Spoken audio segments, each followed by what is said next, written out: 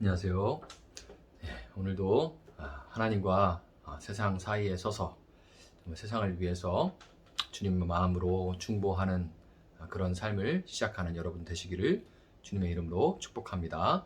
오늘 본문은 창세기 20장 말씀입니다. 아브라함이 거기서 네게부 땅으로 옮겨가 가데스와 술 사이 그랄에 거류하며 그의 아내 사라를 자기 누이라 하였으므로 그랄 아비멜렉이 사람을 보내어 사라를 데려갔더니 그 밤에 하나님이 아비멜렉에게 현몽하시고 그에게 이르시되 네가 데려간 이 여인으로 말미암아 네가 죽으리니 그는 남편이 있는 여자임이라. 아비멜렉이 그 여인을 가까이 하지 아니하였으므로 그가 대답하되 주여 주께서 의로운 백성도 멸하시나이까. 그가 나에게 이는 내 누이라 하고 하지 아니하였나이까.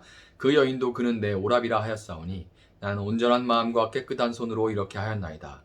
하나님이 꿈에 또 그에게 이르시되 네가 온전한 마음으로 이렇게 한 줄을 나도 알았으므로 너를 막아 내게 범죄하지 아니하게 하였나니 여인에게 가까이 하지 못하게 함이 이 때문이니라.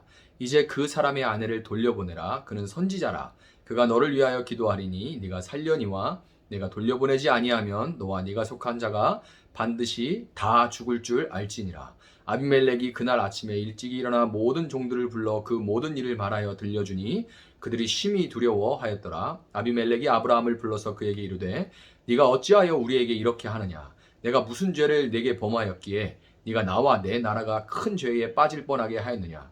내가 합당하지 아니한 일을 내게 행하였도다 하고 아비멜렉이 또 아브라함에게 이르되 네가 무슨 뜻으로 이렇게 하였느냐. 아브라함이 이르되 이곳에서는 하나님을 두려워함이 없으니 내 아내로 말미암아 사람들이 나를 죽일까 생각하였으며 또 그는 정말로 나의 이복 누이로서 내 아내가 되었음이니라. 하나님이 나를 내 아버지의 집을 떠나 두루 다니게 하실 때에 내가 아내에게 말하기를 이후로 우리의 가는 곳마다 그대는 나를 그대의 오라비라 하라. 이것이 그대가 내게 베풀 은혜라 하였었노라. 아비멜렉이 양과 소와 종들을 이끌어 아브라함에게 주고 그의 아내 사라도 그에게 돌려보내고 아브라함에게 이르되 내 땅이 네 앞에 있으니 네가 보기에 좋은 대로 거주하라 하고 사라에게 이르되 내가 은 1000개를 네 오라비에게 주어서 그것으로 너와 함께 한 여러 사람 앞에서 내 수치를 가리게 하였노니 네 일이 다 해결되었느니라. 아브라함이 하나님께 기도하매 하나님이 아비멜렉과 그의 아내와 여종을 치료하사 출산하게 하셨으니 여호와께서 이왕의 아브라함의 아내 사라의 일로 아비멜렉의 집에 모든 태를 닫으셨음이더라. 아멘.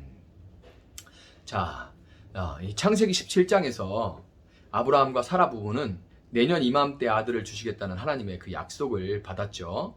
아브라함은 하나님과의 언약 관계를 상징하는 할례를 받아서 몸에 증거도 갖게 됐습니다.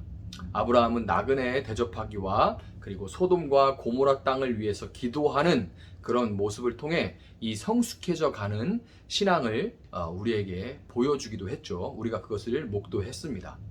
상황이 이 정도 되면 이제 분위기가 완전히 무르익었고 창세기 20장은 바로 이 부부 사이에서 이삭이 태어나서 이제 너무 기뻐하고 하는 그런 이야기로 이어져야 할 것처럼 보이죠. 이 내용의 이야기의 흐름상 이쯤 되면 이제 이삭이 나오는 이야기가 나오는 게 맞는데, 그런데 오늘 본문은 난데없이 아브라함이 또다시 아내 사라를 팔아먹어 버리는 이 역대급 막장 반전으로 이어지면서 우리를 초긴장 상태로 몰아가게 됩니다.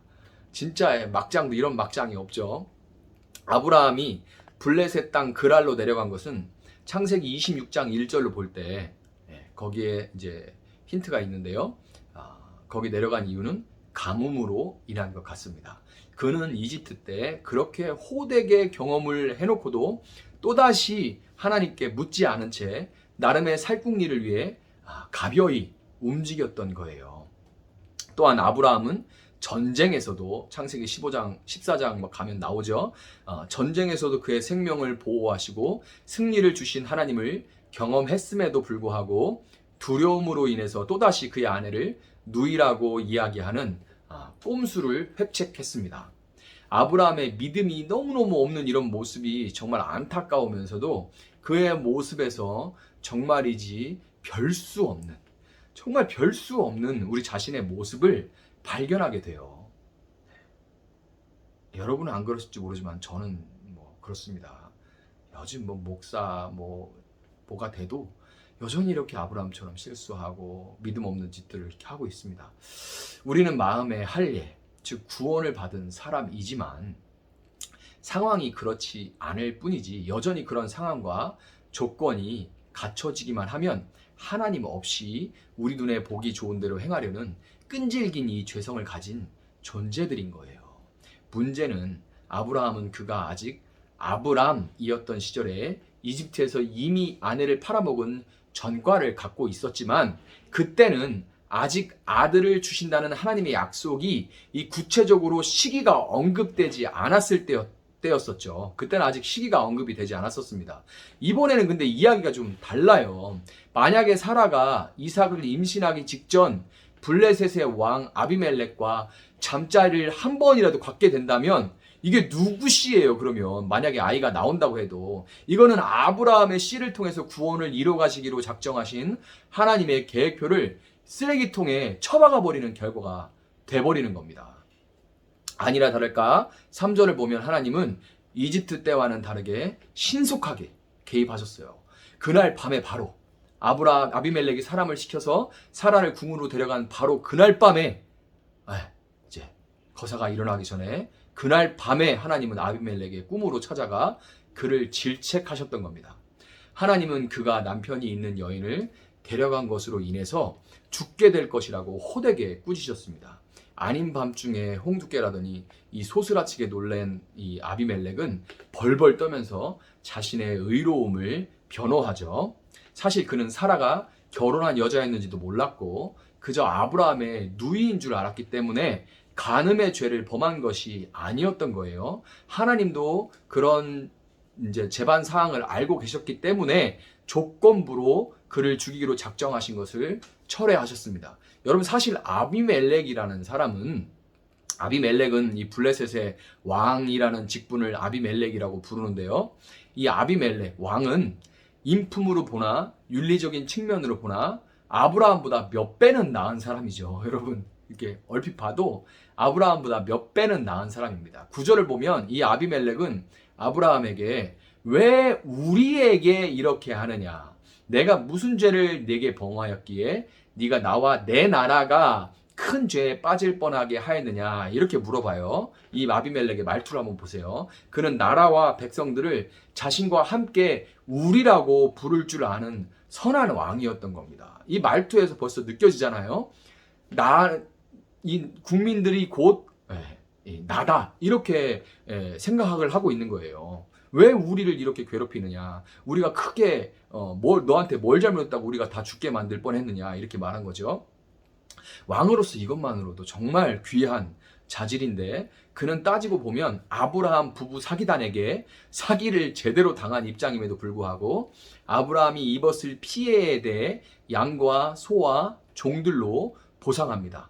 사실 이집트의 파라오도 이 정도는 했어요. 당시 세계 최강 이집트의 파라오도 이 정도는 했는데 파라오의 경우에는 제물로 보상한 후에 아브라함을 꼴배기 싫어가지고 자신의 영토에서 쫓아냈던 반면에 아비멜렉은 정말 관대하게도 가축을 치는 아브라함에게 귀한 목초지까지 하사했습니다. 더욱 감동인 것은 당시 거의 인격적으로는 취급을 받지 못했던 아이와 여인들은 인격으로 취급을 받지 못했는데 그 당시에 그런데 그 중에 남편인 아브라함이 자신의 목숨을 부지하기 위해 무려 2번이나 팔아버린 여인이 누구죠? 사라의 명예를 회복하기 위해 여러 사람 앞에서 공식적으로 은 1000개를 아브라함에게 수여했습니다. 이 은 1000개는 그냥 은 1000개인가 보다라고 생각하겠지만 당시 노동자 임금으로 계산하면 167년을 일해야 모을 수 있는 어마어마한 돈입니다. 167년 동안 안 쓰고 모아야 모을 수 있는 것이 은 1000개예요. 정말 엄청난 돈이죠. 정말 무지막지한 플렉스입니다. 어마무시한 플렉스예요. 인격 훌륭하고 돈도 많고 권세도 있는 이 뭐 하나 빠질 것 없는 아비멜렉 때 하나님을 믿는다고 하면서도 그의 씨를 통해 영원한 하나님 나라를 세우실 것이라는 그런 엄청난 약속을 받고서도 여전히 정말 삐그덕삐그덕 거리고 있는 못난 아브라함. 도대체 이 둘 사이에 누가 더 나은 사람인지 비교한다는 게 이게 어디 말이나 되는 얘기입니까? 이 사회적인 관점으로 한번 보세요. 그런데 정말 놀라운 것은 하나님은 그럼에도 불구하고 아비멜렉을 무섭게 질책하셨고 더 나아가 아브라함에게 기도를 받는다는 조건 하에 그를 용서하셨다는 거예요. 이게 정말 놀라운 사실입니다. 아비멜렉 왕으로 대표되는 세상이 아무리 훌륭하고 강해도 하나님은 그들에게는 공의로 대하시지만 당신의 백성들에게는 자비를 베푸십니다. 여러분, 이 말은 하나님의 자녀는 면책특권이 있으니까 아나무인으로 네 맘대로 살아, 그래도 돼, 아나무인으로 행동해도 돼, 이런 말이 절대 아니죠. 9절에서 아브라함이 그의 불신앙으로 인해서 이방인인 아비멜렉에게 질책을 받는 것처럼 하나님의 사람들이 모인 이 모임이라는 교회가 세상 기준에도 부합하지 못할 때 세상으로부터 비웃음과 손가락질을 당하는 맛을 잃어버린 소금과 같은 신세가 되는 것은 너무나 불보듯 뻔한 거예요. 그럼에도 불구하고 하나님의 이 구원 계획은 신실하지 못하고 칠칠 맞은 그런 종들에게 달려있는 것이 아니라 신실하신 하나님께 달려있습니다. 7절에서 하나님은 아브라함을 선지자 또는 예언자 그렇게 부르시죠. 성경에서 이 단어가 사용된 첫 사례예요. 처음으로 여기서 사용된 겁니다. 선지자라는 것은 하나님의 말씀을 사람들에게 전하고 그들을 위해서 기도하고 간구하는 사람이 바로 선지자입니다. 다시요, 선지자는 하나님의 말씀을 사람들에게 전하고 그들을 위해 간구하는 사람들입니다. 여러분, 그 누구도 스스로의 의나 소유로 제 아무리 아비멜렉이라도 스스로 구원을 받을 수 있는 사람은 없습니다. 아비멜렉으로 대표되는 세상은 오직 우리의 탄원, 기도와 전도라는 선지자의 역할을 통해서만 구원을 받을 수 있는 것입니다. 아브라함은 잘못을 저지른 사람으로서가 아니라 선지자로서 중재의 역할을 담당했어요. 이방인들을 위한 중재자인 아브라함의 역할을 통해서 우리는 예수 그리스도를 미리 볼 수가 있습니다.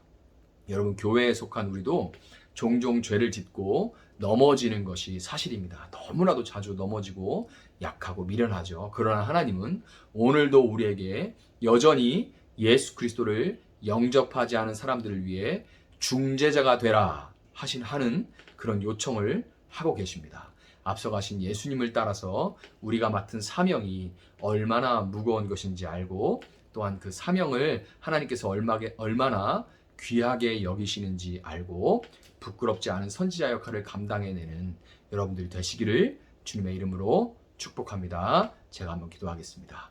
사랑하신 하나님, 감사합니다. 우리가 무엇이건데 정말 부끄러운 것밖에 없는 우리 인생을 이렇게 택하시고 불러주셔서 자녀 삼아주시고 하나님 나라의 백성으로 삼아주시니 그 은혜가 참으로 놀랍습니다. 하나님, 정말 한국교회가 또 한국교회를 욕할 것도 없는 것이 그 한국교회에 속해 있는 우리가 세상으로부터 손가락질을 받고 있습니다. 그러나 하나님께서 여전히 우리를 통하여 일하심으로 말미암아 세상을 구원하시기로 작정하셨사오니 하나님의 신실함으로 미련하는 우리를 통하여 일하여 주시옵소서. 그렇게 행하실 주님을 믿고 신뢰하며 하나님, 정말 하나님 말씀에 순종함으로 오늘도 하나님을 조금이나마 우리 삶을 통해 증거할 수 있는 우리 한 사람 한 사람 될 수 있도록 하나님 우리를 사용하여 주시고 붙들어 주시고 변화시켜 주시옵소서.